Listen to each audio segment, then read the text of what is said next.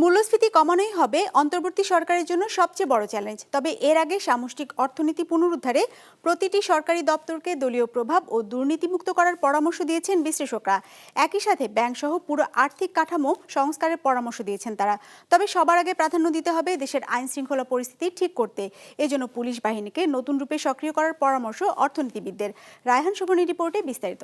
250-টিরও বেশি design option নিয়ে Walton smart fridge, বোঝে আপনার প্রয়োজন। পতন হয়েছে টানা 15 বছর ক্ষমতায় থাকা আওয়ামী লীগ সরকারের।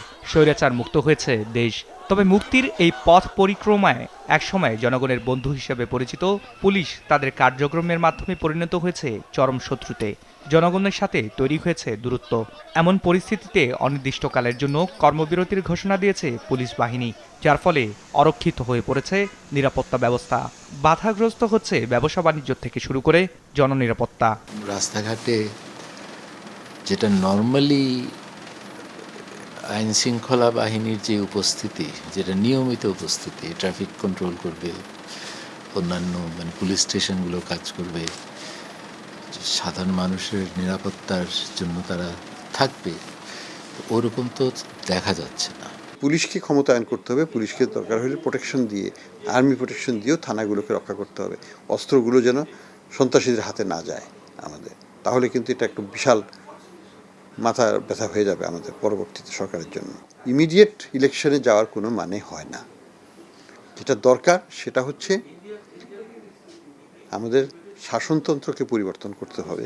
নিরাপত্তা নিশ্চিত করার পর ধাপে ধাপে দেশের অর্থনৈতিক সংস্কারের পরামর্শ দিয়েছেন অর্থনীতিবিদরা। তাদের মতে প্রথমেই প্রতিটি সরকারি দপ্তর কিংবা পরিদপ্তরকে দলীয় প্রভাবমুক্ত করতে হবে। একই সাথে ব্যাংকিং সহ পুরো আর্থিক খাতকে ঢেলে সাজানোর পরামর্শ দিয়েছেন তারা। কাঠামোগত ও নীতি সংস্কারের উপরও গুরুত্ব দেওয়ার তাগিদ দিয়েছেন বিশ্লেষকরা।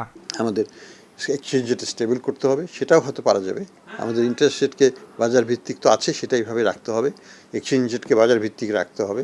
বাজেটকে কেটে ফেলতে হবে, লক্ষখানিক টাকা কেটে এটাকে ফান্ডেবল করতে হবে, অর্থাৎ আমাদের নিজেদের টাকা দিয়ে যাতে আমরা বাজেটটাকে ফাইন্যান্সিং করতে পারি মোটামুটিভাবে, বেশি ধার করতে না হয় বিদেশে এবং দেশে।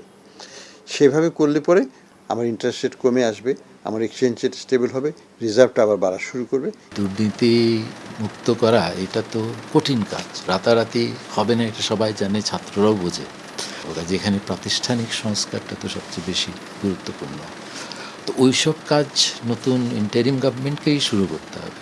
টানা 2 বছরেরও বেশি সময় ধরে জীবনযাত্রার ব্যয় বৃদ্ধির চাপে সাধারণ মানুষ।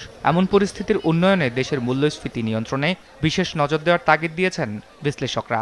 সাধারণ মানুষের জন্য সবচেয়ে বড় আপনার সমস্যা ছিল মূল্যস্ফীতি।